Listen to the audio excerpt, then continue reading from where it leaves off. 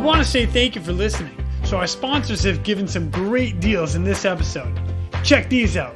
This episode of the Real ResQ podcast is brought to you by Breeze Eastern, the world's only dedicated helicopter hoist and winch provider.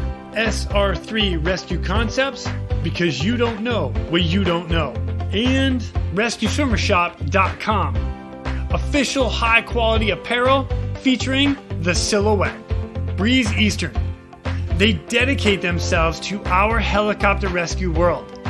Since the very first helicopter rescue in November of 1945, Breeze Eastern has designed and manufactured superior rescue hoist solutions.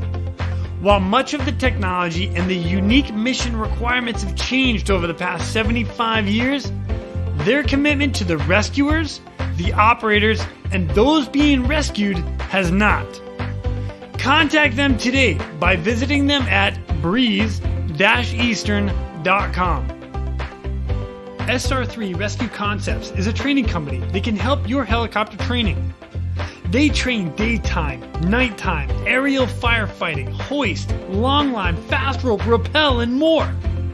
They can assist your program with standardization and safety checks or just an FAA annual refresher. With the certified flight instructor pilots and experienced crew, they are ready to help your agency keep up to date with current techniques, rules, regulations, and equipment. Plus, right now, Sr3 is offering 10% off anything in their web store with the promo code, all capital letters, Real ResQ, REALRESQ. Plus, they are offering 10% from their partners Petzl and their equipment. All you got to do is send an email to info@sr3rescueconcepts.com. Mention this podcast, the Real ResQ podcast, and they'll take care of the rest. 15 years ago, photographer and Coast Guard rescue swimmer number 526, Chris Razok, created an iconic photograph. This photograph depicted the silhouette of a helicopter rescue swimmer reaching down for an outstretched hand in need against the American flag backdrop. The image went viral and became a symbol worldwide for the rescue community and the people they help. Its wild popularity inspired Chris to launch RescueSwimmerShop.com, a web store offering official high-quality apparel featuring his evocative image, the silhouette. T-shirts, hats, patches, and stickers featuring the silhouette are available at RescueSwimmerShop.com, including the flagship design, So Others May Live. Follow Chris and his story on Instagram with the handle @RescueSwimmerShop. And if you are a rescue swimmer, support rescue swimmers, or just tell people you are one at the bar, this gear is definitely for you.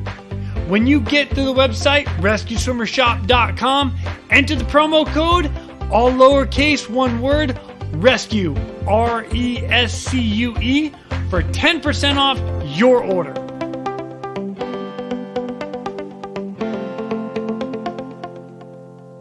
I may have told you guys in an episode or two that I love what I do. Well, that is not an exaggeration. I love this job. I love what we do. I love jumping out of helicopters. I love hoisting. I love flying. Everything about it is just so much fun for me. I love it. Well, today, in this episode, this is another reason why I love this job so much. Today, we get to hear from United States Coast Guard rescue swimmer number 363, Jimmy Farmer again. Not only does he join us, but one of his survivors, Mr. Larry Lafont, joins us as well. This episode is so much fun for me personally because this is not something we hear ever. Like you always hear, oh, it's a rarity that you might meet your survivors, or it's a rarity that you might find out what happened after. But to have it all joined together right now, here, this is pretty amazing, and I am totally stoked. So we get to hear from Larry and what happened to him and how he got put into a position where he needed rescuing. And then we get to hear from Jimmy and what he did to go in and pull this guy out of the water. This is an amazing story, and I hope you guys enjoy it as much as I did. My name is Jason Quinn.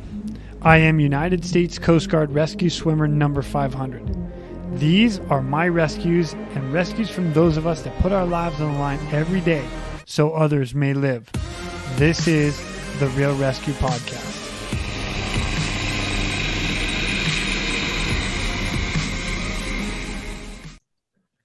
Ladies and gentlemen, welcome back to the Real ResQ Podcast. Today, I have an amazing treat for everybody. So not only do we have Jimmy Farmer back, and if you have not listened to his episode, it was the last episode that just aired. Amazing stuff. Jimmy, what's up, buddy? How are you? Hey, good, Jason. Good to see you again. Dude, happy to have you back, my friend. But today, in addition to Jimmy, we have Larry Lafont, and he is coming to us as one of the survivors that Jimmy so happened picked up. Mr. Larry, how are you, sir? I'm fine. Good morning. Good to see all of you. Oh, so good to see you. I am so pumped to have you guys here, man. This is amazing. I do want to give one shout out. So a shout out to Miss Hannah Schwarmke. Totally thank you for, all right. So U.S. Coast Guard. So you are the reason, or she is the reason that you got connected with all of us to make this happen. Correct. That's correct. That's awesome. And we're gonna find out exactly how and why that's important. So you got rescued by the United States Coast Guard and by rescue swimmer number 363, baby. 363. Woo! So I'll tell you what, let's get this started. So Jimmy, the alarm goes off. What do you hear? Yeah, so New Orleans, they got a funky whoopee. I don't know if they've changed it now, but it's just this dry bow, and, that was really good. Could you do that again? Yeah. Bow. So yeah, it's horrible. So I guess it was probably 6 a.m. From what I remember. It's pretty early. During the week too, I believe. Nobody was there yet. Nobody gets in until about 7:30. But anyway, yeah, so the call comes in. We really didn't know that much going out. It was a helo down. And I think they said 5 survivors, something like that. And wow. Of course, I immediately think down helo in the water. Oh my gosh, I'm thinking the worst. Well, always worst case scenario. What do I need to do? What am I gonna, try to get myself ready for the worst. So yeah, it's that day, cold March, in my dry suit, loaded down with my gear. Dave Walker was the pilot. Man, probably one of the best sticks I've ever flown with too, by the way. So, going out, life was good. It really wasn't that foggy, leaving airstay.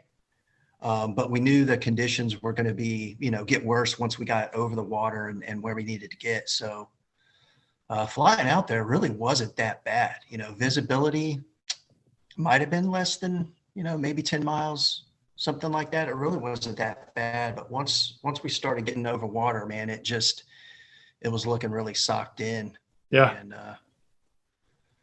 I don't know how far you want me to go into it. Well, I'll tell you what, you're on your way to being on scene right now. Let's do a little reverse and back up our timeline. Mr. Larry, how the heck did you end up in the water? So let's go back to the beginning for you, my friend.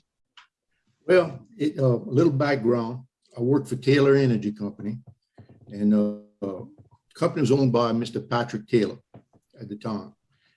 It's the largest privately owned oil company in the world. Wasn't a big company, but it was the largest privately owned company in the world. And Mr. Taylor wanted everything in-house. He had his own helicopters, he had his own pilots, he had his own mechanics. We had our own hangar at Lakefront Airport in New Orleans, and we flew out of there. And the copters we were flying were Eurocopter A-Stars. Nice. Beautiful helicopters. Yeah. Strong, beautiful helicopter.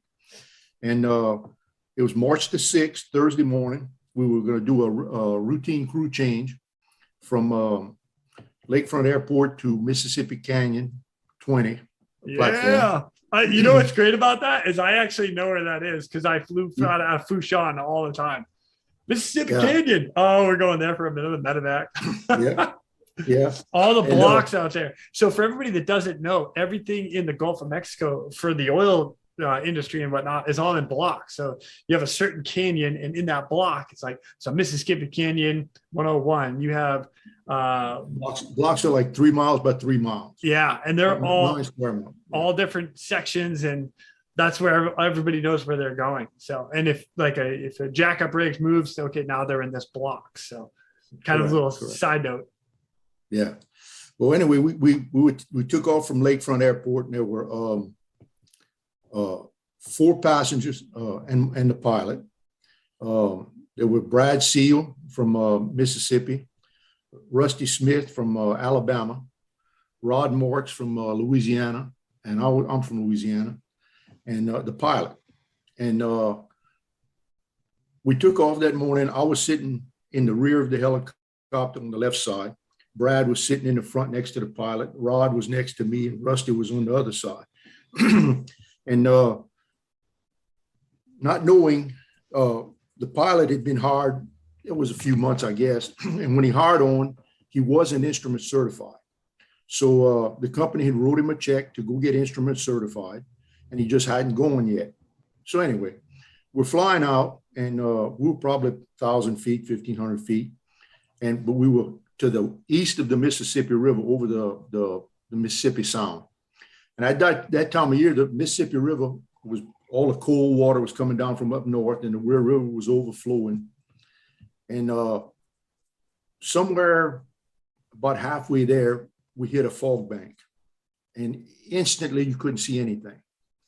So when I couldn't see, I kind of sat up to see what was going to go on. And the pilot picked up and started peeling off to the right, picking up and peeling to the right. But he broke out of the fog because I could see the Mississippi River. And you know, I said, well, in my mind, I said, he's turning around. He's going to go back to Lakefront. So I sat back, not knowing he did a 360 and dropped down in elevation and tried to come in under the fog.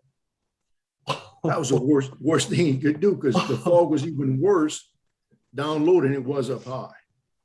And once we got in, I mean, it was like you covered your eyes. You couldn't see anything. On our first run in, I was just looking down, looking outside, and I saw this little well jacket. And there was a little stream of oil coming off of it. And in my mind, I said, you know, somebody's got a problem. They got an oil leak on that little jacket. So the second time we get into the fog, you could feel the helicopter doing some really funny stuff. It really, you could tell it wasn't right. Yeah. And I'm sitting up, I'm looking around, and the pilot's fighting the helicopter. Brad's talking to him. And I look down and I see that same little well jacket, except it's going backwards. So we're flying backwards, not knowing. I guess the pilot didn't realize he was flying backwards. And the helicopter was in the tail down position, not knowing that either. When I saw that little well jacket go backwards, I said, man, that's not good. And a few seconds later, hold on. You just looked at that and was like, man, that's not good. That's not good. That's not good. So I love it. A couple of seconds, it wasn't but a few seconds later, I see the wheel wash on the water, the rotor wash. I said, now this is really not good. And I mean, no sooner than the thought hit my mind, the tail boom hit. Oh, God. As soon as the tail boom hit, the aircraft slammed down on its left side. The wind on the left side blew in on me. Yeah. And we all go through helicopter escape training. It's required training. Everybody does it. But you do it in a swimming pool. Right. In a mocked up helicopter. When it happens, it's not at all. I mean, the training saved everybody. It really did. Good. I'm really thankful for the training, but it's not at all like it is in a swimming pool. It's just you can't see anything.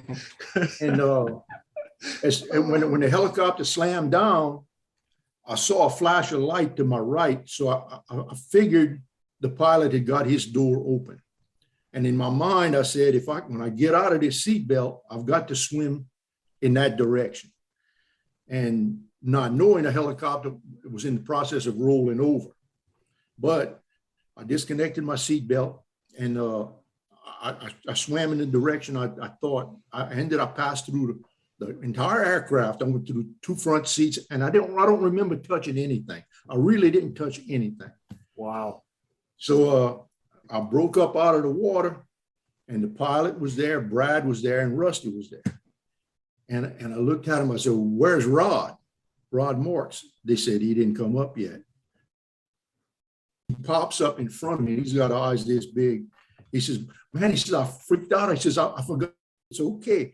I said, "We're all right." I said, "Come on, let's get with the other guys." So when the helicopter, I mean, there were pieces of helicopter everywhere, rotors, pieces of rotor, tail boom. I mean, there was pieces everywhere. Most violent thing I've ever been in my life. I've been in a car crash, and that was the most violent thing I've ever been in. Holy smoke. And we just so happened the helicopter went down, and when it sank, the water was at such a depth that what was left of the rotor system was touching bottom.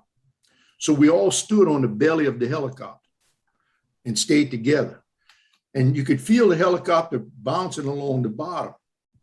Because you guys are in the river. Like, you're in the river still. No, we were in what they call Britain Sound. It's just east of the Mississippi River. Got it. Okay. And yeah. So it was cold. Water was freezing. And so we all huddling together. And I could feel the helicopter bouncing along the bottom. So I told everybody, I said, we were in water about up to our chest, I guess. And I told the guys, I said, "Look," I said, "if for some reason we lose this helicopter," I said, "we're going to have to swim for that well jacket." I could see that well jacket. But I said, "the current's so strong," I said, "where the well jacket is, we're going to have to swim almost 90 degrees from it so that the current will carry us there." But I didn't want to do that because I knew by the time we got to that well jacket, we wasn't going to have the energy to climb out of the water. So we stayed with the helicopter. And then we could hear a crew boat, could hear the engine of a crew boat. I said, "Oh, man." Couldn't see him, but we could hear him. So we hollered and screamed and hollered and screamed. Well, he never heard us. And then he gradually faded off into the distance. I said, "Well, it's getting bad, guys." So there's a few minutes later, or a few minutes, probably about 40 minutes, I guess. Pilot says, "I have a radio." I said, "What?" And he reaches into his shirt pocket, and he pulls out a little radio about the size of a pack of cigarettes. And in my mind, I said, this is not gonna do it, But I shook the water out of it. I turned it on, and I said, "Mayday, Mayday, Mayday" to the Coast Guard. And I mean, as soon as I said that, Coast Guard Bell Chase, "What can we do for you?" I said, "Look at this here." So, Wow. I said, "We've been in a helicopter crash." I said, "We've got 5 guys in the water." And I said, we need some help." And they said, "Where are you located?" And I kind of explained to them about where we were. We were on a flight path from Lakefront to Mississippi Canyon. We were east of the Mississippi River. And they asked, "Is anybody hurt?" And I said, "No." I said, "Nobody's hurt." I said, "But we're cold." I said, "It's cold. The water's cold." And they said, "We got put 2 helicopters in the air. We'll be there in a little while." And so we started waiting. So in the meantime, I passed the radio to Brad. I don't know why I did it. I passed the radio to Brad. And it was a little while later, and we get a call from the Coast Guard. And they said, "Look, we have 2 helicopters in the air heading your direction. Can you give us a count from 1 to 10, 10 to 1? We're going to try to shoot the location of your transmission to get your position." So Brad starts counting, and he's missing numbers. And right then I realized, hypothermia setting in. He can't count. Right. So they said, "Well, we got that. We're going to be there in a little while." So we waited a little while longer. A little while later, they called back, said, "Give us another count." By that time, Brad couldn't count at all. I said, "This is not good. It's getting close." So a few minutes, I don't know how long it was. We could hear the helicopters, but couldn't see them because it was foggy. It was still plenty foggy. And then we could caught a glimpse of the helicopter. And we started talking them in. And pilot says, "Got you in sight. Got you in sight." Oh, wait, we lost you again. Wait, we can't see you. So talk to me again. So finally, they got over you. They said, we're over you now. So we're going to be, we got you. We're putting a rescue. Jimmy came down with a basket, and he took me first, and then two other guys. I don't remember which two. And they told us that they were going to bring us to the PHI base in Buras, which was probably 7-8 miles away, I guess. And so we went there. When we landed, they told us, they said the other helicopter is having trouble with their winch. They can't lower a basket. So we're going to have to go back and pick up the last two guys and the swimmer. So when they came to get us off of the helicopter, I couldn't walk. I couldn't feel my legs. Just because you were so they carried cold? us inside, put us in some hot shower. So I'm sorry? Is it because you were so cold, like hypothermia? Yeah. I just couldn't feel my legs anymore. Okay. So they carried us inside and they put us in some hot showers and showered us down. And then, after a while, the other helicopter finally landed with the last two guys and the rescue swimmer. And when I warmed up enough that I could stand up and walk a little bit, I said, I really need to call my office and let them know, where we're at and what's going on. And I did that, and they said, we're going to send a helicopter to pick you all up, another company helicopter. And they did that, and we got back to the hangar, and Mr. Taylor was there to greet us. He was so happy that we were all right. Yeah. And he asked us all to sit down individually, separate from each other, and write out what transpired, in each of our own perspective, what transpired. And we all did that. And in my mind, the other guys were saying it took a long time before we went into the fog bank and we eventually crashed. And I said, no, it was less than a minute, Oh, no, it was longer than that. I said, no. And then started looking at my watch. I said, okay. I said, you tell me when a minute's up. And each one of them, it was about 25 seconds. They said a minute was up. I said, you see how long a minute is? I said, it wasn't long, but I said it wasn't longer than a minute. So the helicopter essentially was never recovered. And after a while, Mr. Taylor, he had a retired admiral from the Navy who was on the board of directors. So he kind of put him in charge of the investigation. And a few weeks later, he called me up and he says, would you mind coming talk to me? I said, no. I said, I'll be there in a little while. And he says, I read your statement. He says, about the whole thing. He says, how cold was the water? I said, I got 56, 57 degrees, I guess. I said, wow. About that. He says, how long were y'all in the water? I said, in my estimation, an hour and 45 minutes. I would think that's about how long it was. And he says, I read in your statement when you got to Belchase, to Buras, the PHI in Buras, you couldn't walk. I said, no. I said, I couldn't feel my legs. He said, y'all were about 20 minutes from dying. Oh my God.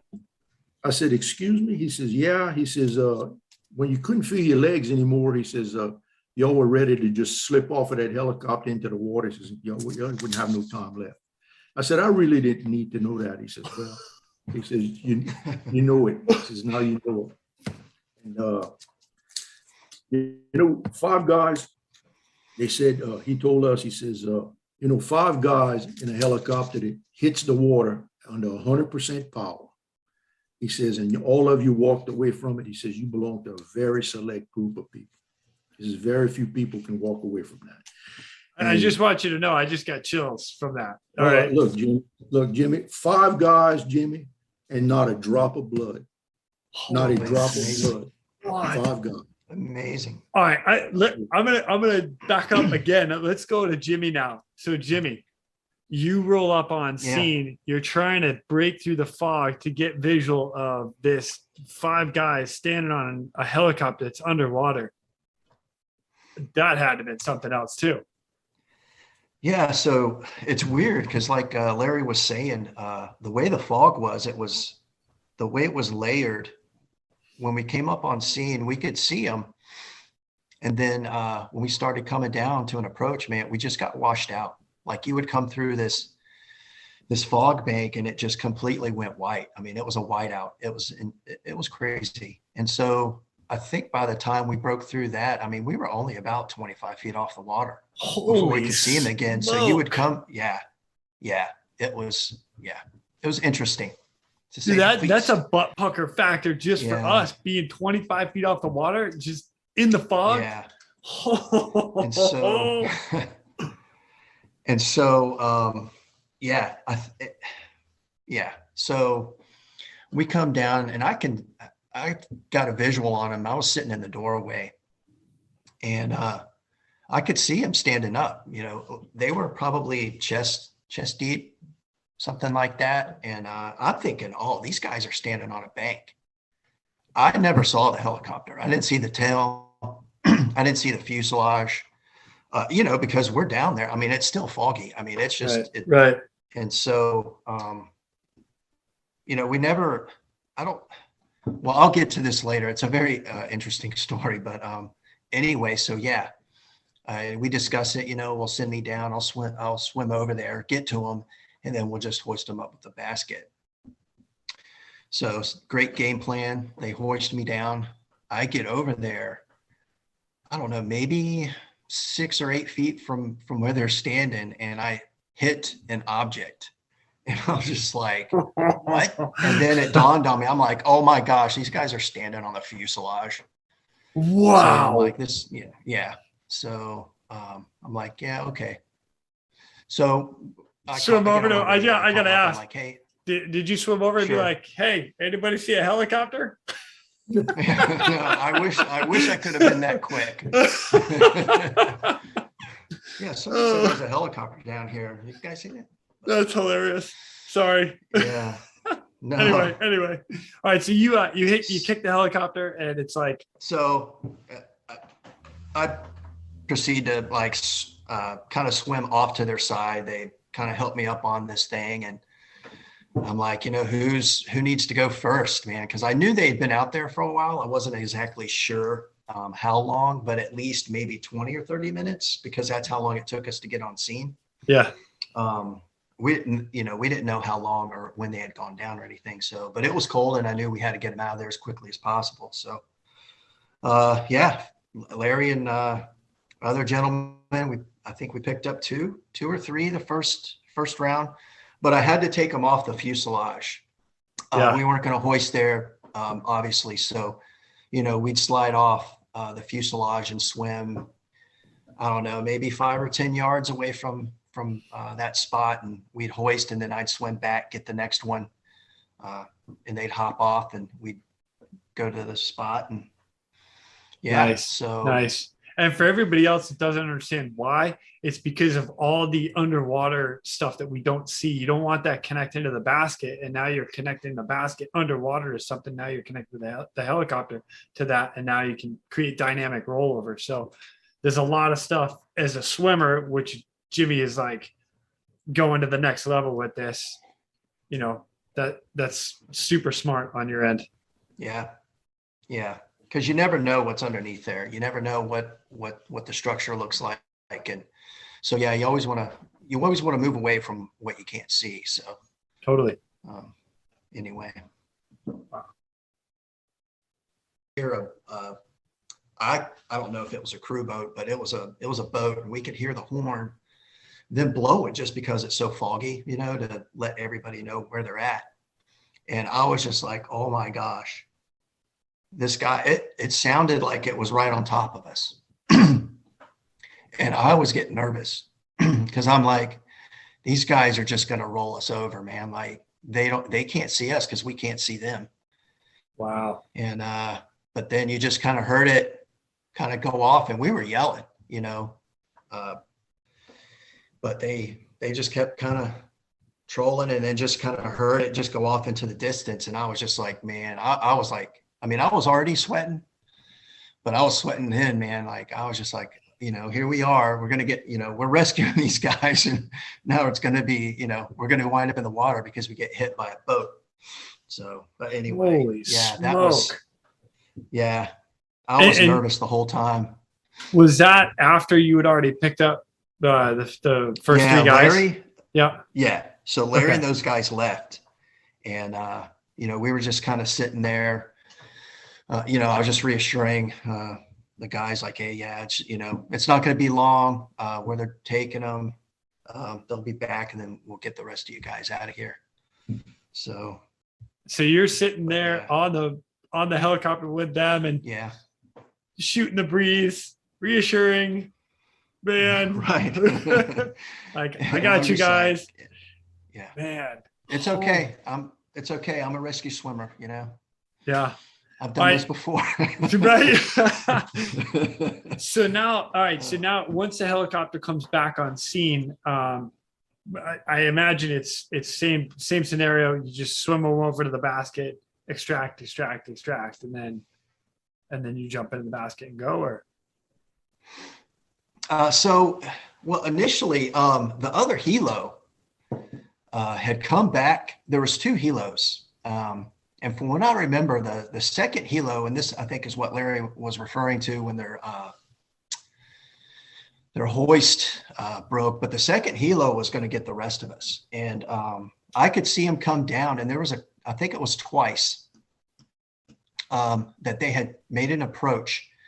And I could see them the whole time. They couldn't see us because they were coming down through, like I said, that weird layer of fog. You could see, and then you couldn't see, and then you could see. And by the time you could see, you're only about 20, 25 feet off the water. wow. And I know the guys in the second helo, and they're outstanding individuals. But those conditions, man, like if you're not feeling 100% comfortable, you do what you got to do to keep everybody safe. So I was on the radio the whole time, talking to the pilot, and the first approach they came down, and then they couldn't see where that white wash.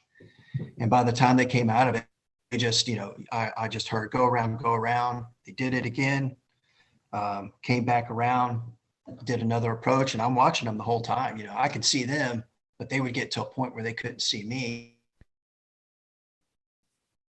I mean, they were, gosh, man, more than 15 yards from us. And, again, it was go around. And I think at some point that maybe they had a hoist failure or something on the third try, and they RTB'd and said that was in route to come and get us. The second helo. So it was the helo that I'd gone out with. Yeah. Okay. So now the second helo is coming back. Were you trying to vector those guys in as well? Yeah. So at one point when they were coming in, I had lit off my smoke. Oh wow. Okay. They were coming in and they were like, "Hey, can you light off your flare?" And I was like, "Yeah, sure, no problem." So I figured the smoke would be the better option, only because it's going to cover a wider base once it starts dissipating out. So they could kind of get a better visual. Yep. And so did that. They came in and they were like, "Okay, we got you." They marked the position, came around, and then they started going into their hoist. And like I said, I could see the basket and everything coming down, and do what you got to do to keep everybody safe. And man, if you're not, if things aren't going the way they need to go, right, there's no big deal. There's other assets, right? So, right. And we were fine. We weren't, nothing immediate. We had another helo, so it was all good. Well, you were fine. You were in a dry suit and high speed low drag. Well, yeah, gear. these guys. Those dudes were in guys jeans and a t-shirt. Right. I'm just assuming. Right. I just assumed that they had been in the water. It's cold, but I had not realized how long they had been out there. If I would have known that, then yeah, my mindset would have been like, "Oh my God, Yeah. Yeah. We got to get these guys out of here." Yeah. So, wow. But yeah, when he first told me how long they'd been out there, I was like, "Good Lord, man." Like, yeah, they just had minutes, like you said, another 20, 30 minutes, man, that, it might have been it might have been a whole different scenario. Wow. When the second helo or your original helo came back to get you, how did that go? Well, like I said, I mean, I've known Mr. Walker for a long time, and he's just one of the best pilots I've ever flown with. And he came in, and we were kind of talking on the radio.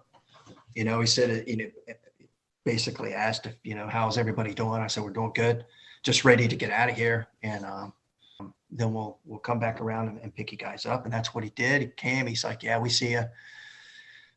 Came back around, basket came down, and picked us all up, Beautiful. Went home. That was a good feeling at that point. Now you went back to the same base that you had dropped, or those guys had dropped Larry and the other guys off on, right?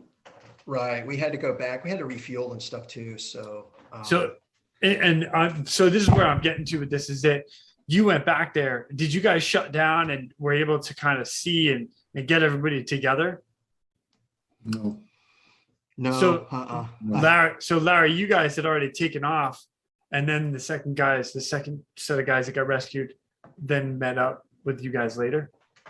No, we stayed there until the other two guys came in. But when they came in, we went ahead and helped them get some hot showers. And I didn't know they'd even refueled or anything. By the time we got them kind of warmed up, and I mean, we didn't even have any clothes to change into, dry clothes. The Coast Guard helicopter was gone, and I never saw Jimmy. I never talked to him. I talked to him, but I mean, I never asked his name. And afterwards, it never dawned on me to get back in touch with him, So what's amazing about that is, so we hot gas, and then Bolt, like, okay, guys are saved. We high five them. Hey, I hope you guys do great. You're in good hands now. You're back. You're safe. Boom. We're still on duty. We got to go back to work. I mean, Jimmy, you know that better than most. We got to go back and refuel, reset the aircraft, and get ready for the next one. Larry, this is for you.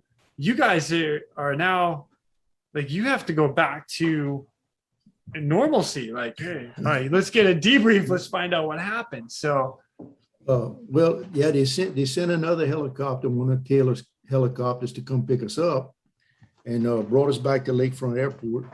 Well, in the meantime, while we were in Buras, I called my wife, and I told her, I said, look, it might be on the news, on the television or something. I said, we were in a helicopter crash. I said, everybody's all right.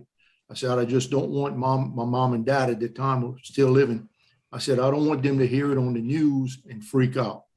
Yeah. And she said, she was getting panicked, and she says, what can I do? What can I do? I said, well, we're soaking wet. I said, they're getting ready to bring us back to Lakefront Airport. I said, we're just cold.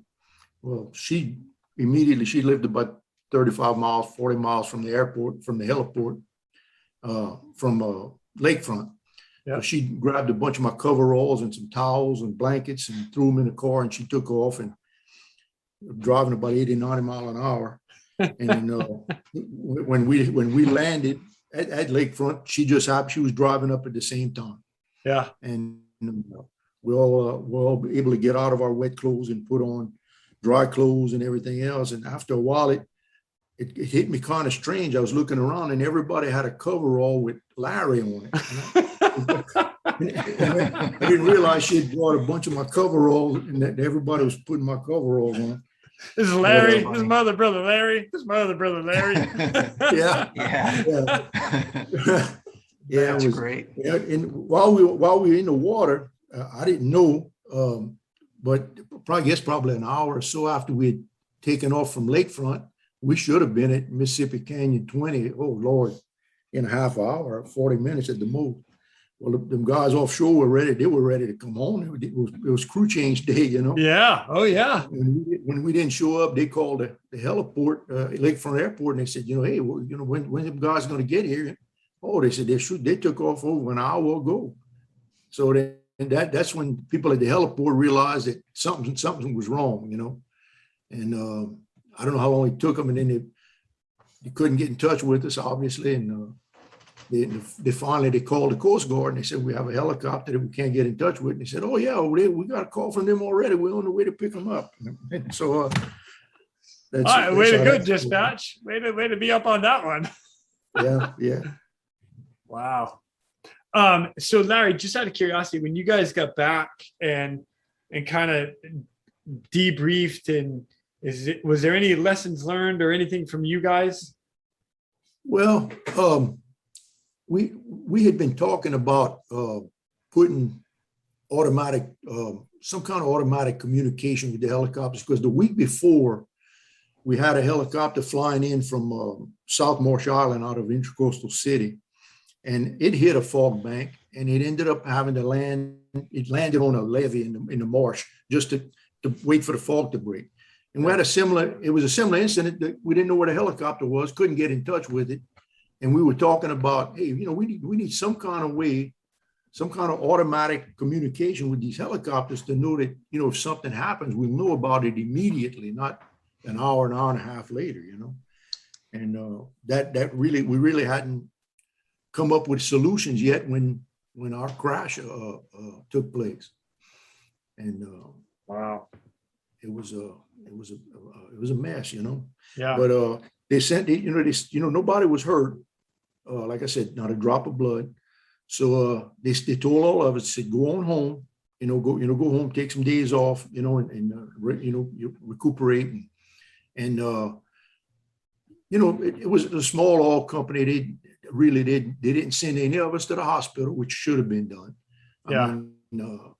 Later that afternoon, I had a big old bruise on my upper thigh. I went to the hospital, got x-rayed. There was nothing there, but it was just a big old bruise. And we stayed in touch. Me and the four other guys stayed in touch for the next couple of days.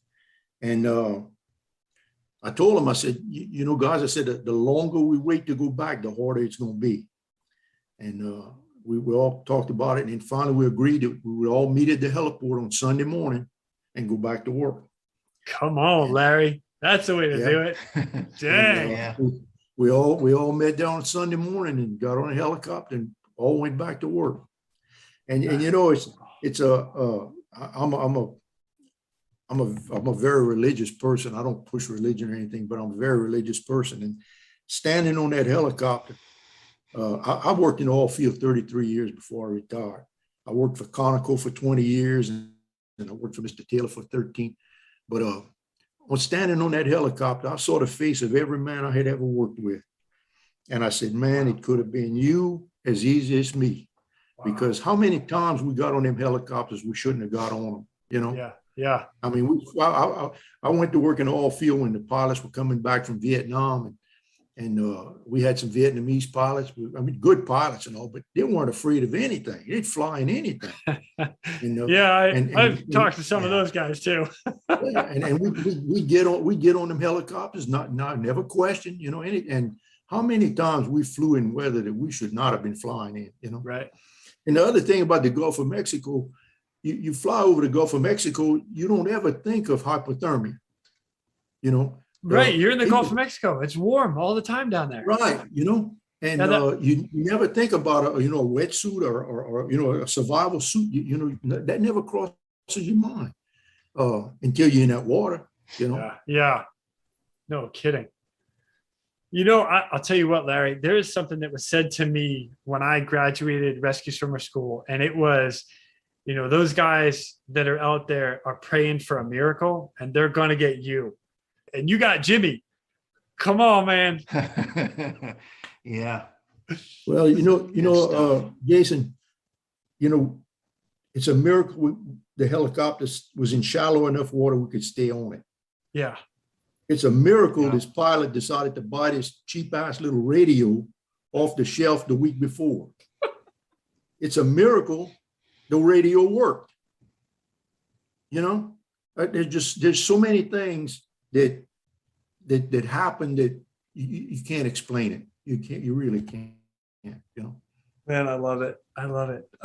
So Jimmy, I'm gonna switch to you real quick, and I'm gonna ask you. So you guys, you and your crew drop all these guys off, and they're about to, you're hot gassing jump in the aircraft and you're flying back to base.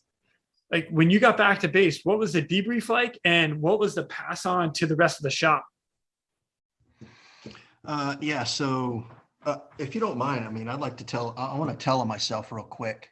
Yeah, Because it please was do. actually part of the debrief that I did with the in-house with the guys in the shop. So this was 2003. I graduated school in 94. So I probably almost had about 10 years under my belt. I was actually getting ready to transfer out in 2003 in June. So I was getting ready to transfer from New Orleans.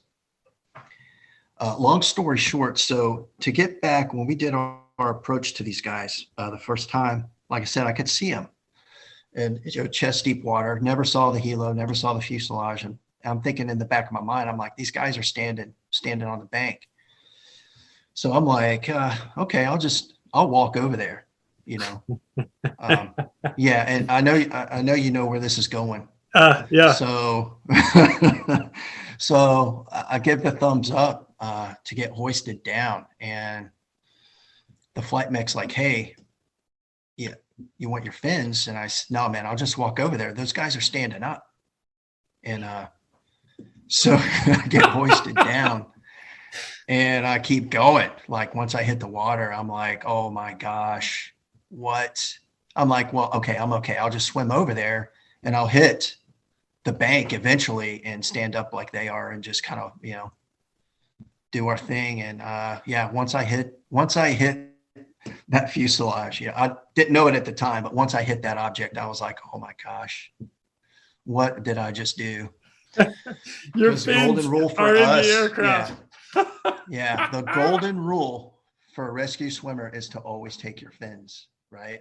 So that's like rule number one. That's like rescue swimmer stuff. Now, my rule number one is don't be lazy, but whatever. I got you. Don't leave your fins. So, oh, Jimmy, so that's fantastic. Yeah. So now I'm like, well, I'm like, okay. So what do I do? I was like, you know what? We're going to do a basket hoist. I'll just swim these guys out and hoist, get the hoist done and not say anything. Maybe, I don't want to call up for my fins. Right. Right. Call it I don't want to say it was a pride thing, but I was like, I don't want to call out my own mistake. So, so yeah, I swim, right? I swim, Larry, and everybody, think about it. Everybody's wet. I'm not the biggest guy in the world, and my legs definitely aren't. They're toothpicks, but I was just like, okay, I'll suck through this one and it'll be done. I'll never make this mistake again. I got through two guys. Two of them, I got through Larry and then the second one, man. And I was just like, yeah, my legs were on fire, man. I was just like, yeah. So I got on my radio. I got on my radio and I said, hey, would you guys mind sending down my fins? Oh yeah, sure. No problem. So we get back and I'll try to shorten this up. So we get back, we landed and we shut down, and I went up to Mr. Walker and I said, hey, you realize I towed those first two guys like without my fins? He's like, oh yeah, we knew the whole time. He goes, the flight mech had mentioned, he's like, hey, on the first hoist, since Jimmy's down there, you want to send down his fins? And Mr. Walker says, no, let's see if he calls for him. Oh my God, I love it. Yeah. So, and that, if anybody that knows Dave Walker, man, that's classic, dude. I can just see his smiling face. No, let's see how far we're going to go with this thing. Yeah. So. Oh, what a dick move, and hilarious at the same time. That's awesome. Well, go. So anyway, yeah, we got a pretty good chuckle after that. So. That's pretty funny. That is pretty funny. Yeah. So we get back to home plate, and that's when we high five, man. When we get back to home base, and we debriefed about it, talked to the other crew about conditions on scene, and that's what, that's what you're going to get sometimes, man. And everybody's got to have their head on a swivel. Some of the do's and don'ts, man. Well, don't forget your fins. You're right. So no matter what's going on in your mind, always take your fins. So, but no, the hypothermia thing did come up. We talked about that. And, even though these guys were, standing on the fuselage and stuff like that, it doesn't mean that you can take time and lollygag or anything like that, man. It's all business. It doesn't matter where they're at or how long you think that they've been out there or whatever, man. It's, you do it quick, you do it safe, get everybody home, and then talk about it. So, yeah, man, that's awesome. I love that. Yeah. I love that you guys had a good debrief with the whole shop and not just your air crew, as far as, like how Monday morning quarterback it, like, cause that's how we all learn. I love that. I do. All right. So now I got to bring it. It's 18 years ago this case happened. Larry, you are walking through the store and you see Hannah with a Coast Guard shirt on, or what? No, no. We have some, wife and I have some real good friends of ours, and we've been friends for years. And they said that they had met a young lady at church, at our local St. Hilary Catholic Church, that she was assigned, she was in the Coast Guard, and she was assigned to Bollinger Shipyard until September. Bollinger Shipyard is located about 5 miles south of my house, and they build Coast Guard cutters for the Coast Guard. They've been building them for years. Nice. And she was assigned to this area, down to Bollinger's, because her brand new boat is getting released early September. And her and her crew are down here training on the boats, getting familiar with the boats and going through all the training that I know the Coast Guard does. And our friends, Chick and Sissy, we're going to have her over for supper one evening. So they called us up. They said, "Why don't y'all come over and meet this young lady?" And I said, "Yeah, we'd love to." So we went to their house, and she was there. And we got to talking. And I told her, I said, Hannah, her name's Hannah, not Hannah, but Hannah. Sorry, Hannah. I said, I'll always be indebted to the Coast Guard. She says, "Really?" She says, "Why is that?" And I told her, I said, "Well, I was rescued, from a helicopter crash by the Coast Guard." She says, "Oh," she says, "you've got to tell me the story." She said, I got to hear it. So I told her the story. She says, "Would you mind if I shared the story with friends?" And I said, "No." I said, "That's fine." She says, "You don't really know me?" I said, "No, I don't." But within a couple of days, she didn't have my phone number. She had Sissy's number, and she texted Sissy. She says, "Have Larry call me right away." She says, "I found the rescue swimmer who rescued him from the crash." And I couldn't believe I called her back. And she gave me all the information, and then I called Jimmy later that day, and we probably talked for about 45 minutes, I guess. And yeah, which is awesome. It's all for her, and I really appreciate what she did, and she's just a beautiful young lady, and we've got to be real close in the last few days. That's amazing. And so this is what she did. This is what I know a little bit of how this all happened too. So she reached out to me through social media and whatnot. And she also reached out to, there's an Instagram page for USCG_RS. It's basically for all us rescue swimmers, and the majority of us fall. Well, she just sent out, she's like, "Hey, I'm looking for the rescue swimmer that was on duty in 2003 and saved this guy in a helicopter crash." And immediately I'm like, holy smoke.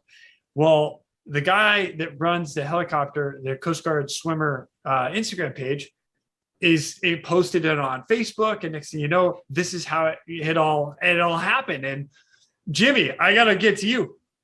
Larry calls you let me back up. I remember seeing you post on our Facebook page, like we have a swimmer Facebook page, and it said, "Hey, I think that was my case." So now Larry calls you. What was that like, dude? Yeah, that was amazing.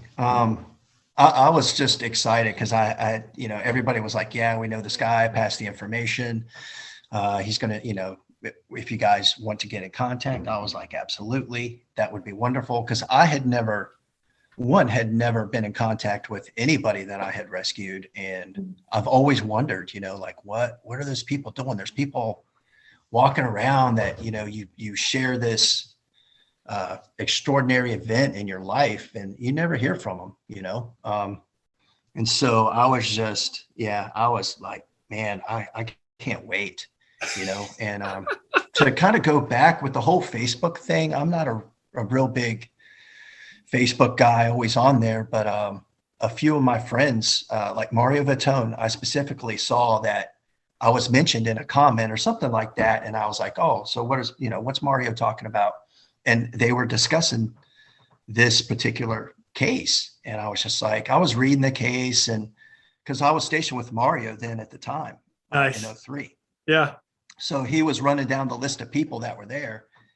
And I was just like, man, I was there, but let me see. And I was reading it and I was like, oh my gosh, I was like, dude, I had a case like that. And so I saw the date and I was like, I have a knife. Which me and Larry were talking about, that the pilot had given us, had the coordinates, the date, and the time of the crash. And he had sent as a gift, which was really cool. And I've kept it on my dresser ever since then. I've always had it out. Just, one of those little tokens of appreciation that somebody sent. Yeah. And so I was like, that's my case, man. The dates match up. I'm like, hey, nobody else have a case like that. And I got the proof and I just kind of took a picture, posted it. And I was like, hey, I think that was my case. Wow. So, yeah. Man, Larry, go ahead. Sorry. No, I was just going to say, so yeah, when I saw that, my information had got passed to Larry and he was going to call, I was just like, yeah, man, I was just like, I can't wait just to hear from him, to see how he was doing and reconnect and just to be able to talk to him, man. I was stoked. This is unreal. Like 18 years later and you guys finally get to connect and hear like the full story on both sides. And I get to hear it for the first time from both you guys. Wow. Thank you guys so much for sharing this. This has been unreal. Absolutely. Larry, I'm so happy you're here to tell the story. Oh man, you and me both, man. It was tough. After that, it just kept getting harder and harder to get on the helicopter. Oh yeah. And I lasted another 3 years before I retired. But it's something you don't ever forget, man. Never. It's funny you say that because you're talking, Jimmy. You mentioned having the knife with your coordinates and the date. Larry, you're talking about.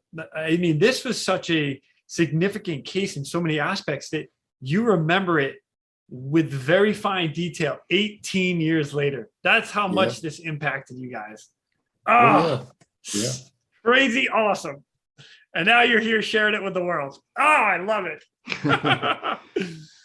Yeah, when Larry called, man, and he was, telling it, man, it was just like it happened yesterday. I mean, he was telling me things and I was like, oh yeah, I remember that. And I was just like, my gosh, man. Yeah. Amazing. Yeah. I've lost touch with most of the guys, but Brad Seal, I talked to him a couple of weeks ago and he's retired too. He has a lot of heart trouble and he's going through a lot of medical issues right now, but I told him and I gave him Jimmy's number and he said he was going to try to give him a call, but I don't know if he did yet or not, but Brad's the only one that I'm still in touch with, Well, if any of those guys that got rescued need to reach out, they can reach out to me. I'll get them in touch with Jimmy. Larry, your information's out there. Jimmy, we'll find a way to get everybody in touch with each other because that'd be great. Awesome. Yeah. That would be. Yeah. Well, guys, I cannot thank you enough for sharing this story. This is like, I've been on the edge of my seat this entire time. I have absolutely loved it. Thank you guys so much for sharing this with everybody. Awesome. You're welcome. Thank you, Jason. So it was good talking to you, Larry. Good, Jimmy. Thank you. God bless you, my friend. Yeah, we'll have to talk soon. Yeah. Jason, thank you for what you do, man. I appreciate it. Absolutely. Really means a lot. I'm so grateful that I have guys like you that one can go through a helicopter crash. I got guys like Jimmy that get you out of it. Oh, I love it. All right. Well, with that, I will let you guys go. And for everybody else, we are out of here. Thank you for tuning in. We hope you enjoyed this episode of the Real ResQ podcast. Please take a minute and, like my daughters like to tell me, like and subscribe. Oh yeah. I'm pulling chocks and taking off. But before I go, if anyone out there has a rescue story that they would be willing to share, I would be humbled and honored to have you as a guest.